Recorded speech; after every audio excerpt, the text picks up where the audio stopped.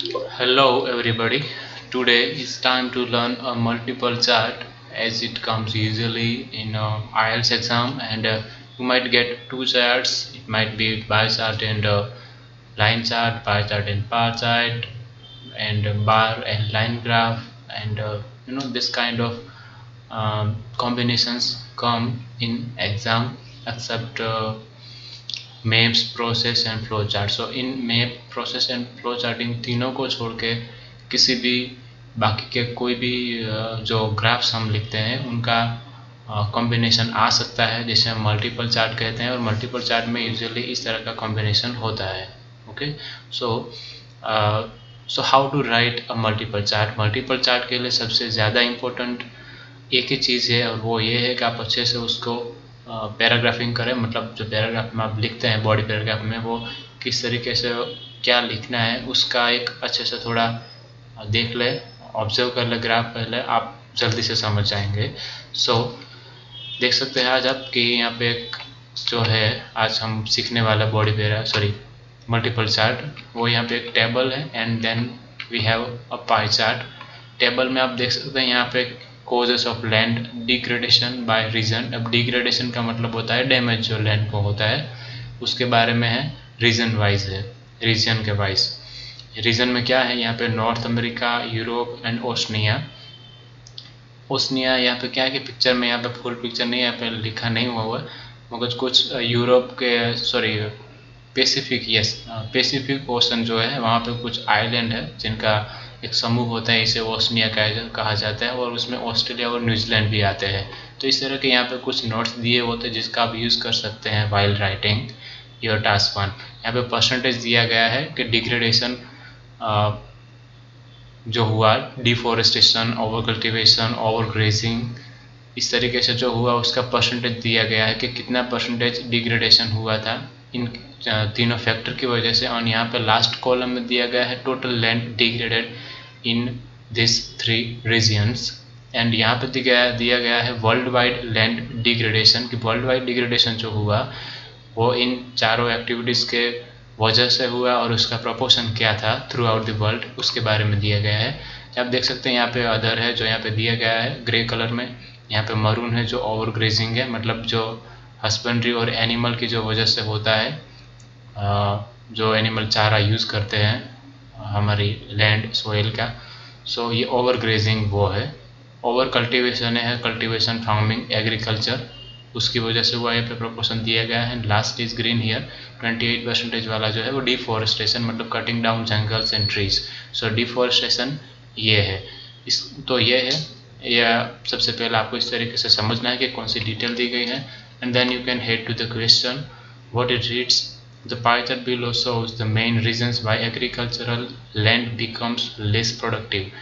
Less productive land हुई, क्यों हुई, उसके जो रीज़न है वो शो करता है, डेमोन्स्ट्रेट करता है ये pie chart. And then table shows how this causes affected three regions of the world during the 1990s। मतलब 90 के दशक में जो तीन जो यहाँ पे रीजन है वो किस तरीके से अफेक्टेड हुए इन तीनों फैक्टर की वजह से, ये दिखाता है। So let's head to the introduction.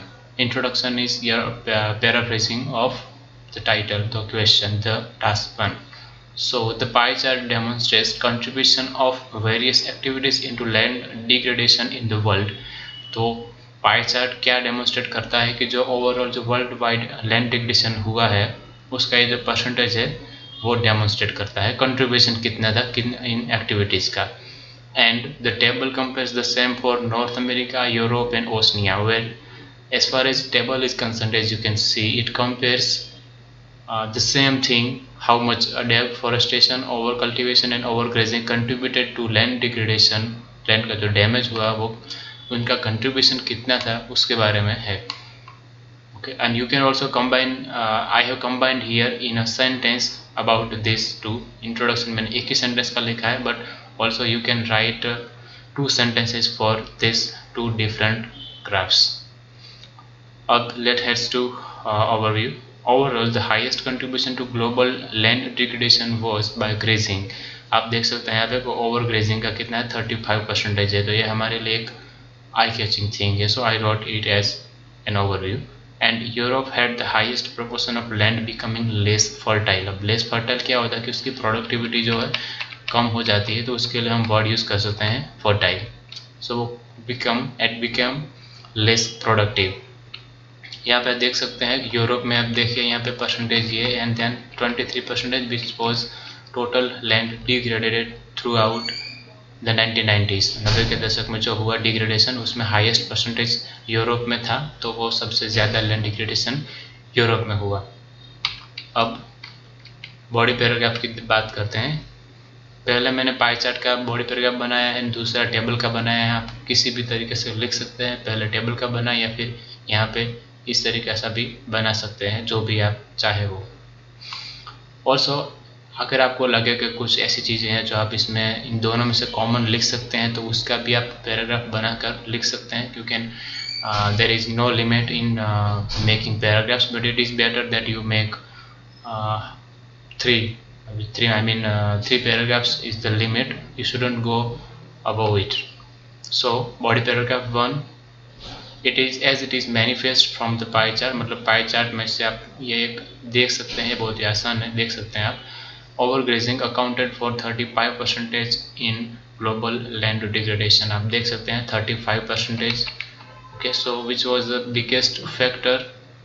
देख सकते हैं आप यहाँ पे जो फैक्टर दिए गए हैं डिग्रेडेशन में, वो सबसे बड़ा फैक्टर क्या है? Overgrazing. Interestingly deforestation and improper agriculture. Deforestation here 28% and improper agricultural activities, जो एग्रीकल्चर हम जिसे कहते हैं कल्टिवेशन, इन दोनों का क्या था?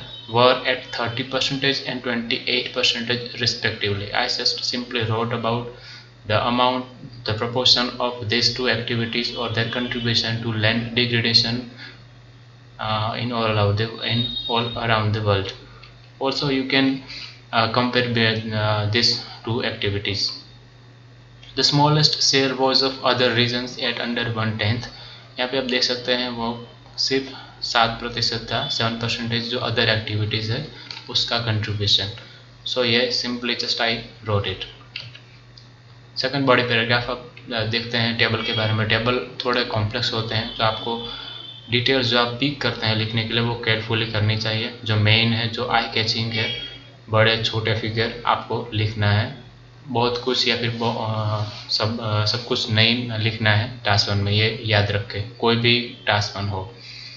It can be observe from the tabular data. Table में जो डिटेल होती है हम उसे टेबुलर डेटा कहते हैं, और टेबुलर प्रेजेंटेशन भी आप कह सकते हैं. Tabular data that removal of trees was the smallest cause behind the damage to land in North America.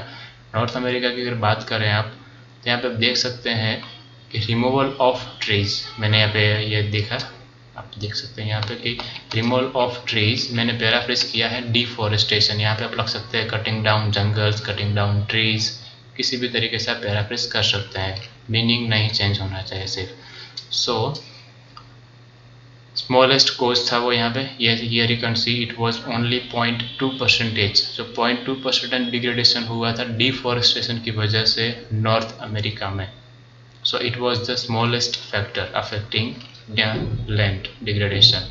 However, over cultivating and grazing constituted for 3.3% and 1.5% respectively. As you can see here, for North America, over cultivation accounted for 3.3, whereas overgrazing was at 1.5%. In 1990s, in Europe, jungle removal was the most common factor with the share of 9.8%. Jungle removal deforestation का Europe में कितना था? 9.8% share था. and it damaged a huge land which was 23%. अब Europe में आप देख सकते हैं कि इसमें जो लैंड डैमेज हुआ है वो कितना है? 23%. यहाँ पे वो सबसे ज़्यादा है.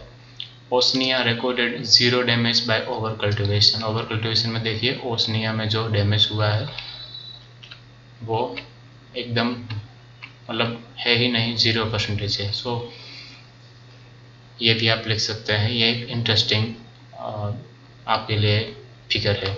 However, grazing was the prime factor with 11.13%. Oceania में आप देख सकते हैं कि ओवर कल्टीवेशन का कोई रोल नहीं था इसमें डिग्रेडेशन में, मगर देख सकते हैं over grazing was at 11.3 which was highest for Oceania. Okay. The least total land degradation was observed in North America in the 1990s, which was only 5%. अब total degradation की बात करें तो सबसे ज़्यादा यूरोप में और सबसे कम अमेरिका में था.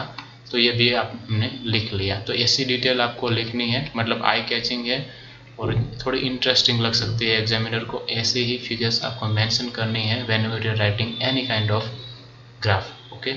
सो this is how we write multiple graphs, and I hope you understood. So we'll see you in another lecture.